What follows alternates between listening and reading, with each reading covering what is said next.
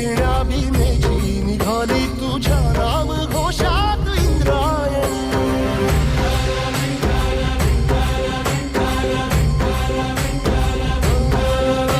भिडे आसमंती ध्वजा वैष्णवांची उभी पंढरी आज नानावली. तुझे नाव ओठी तुझे रूप ध्यानी जीवाला तुझी आस गा लागली. जरी बाप साऱ्या जगाचा परिपूर्ण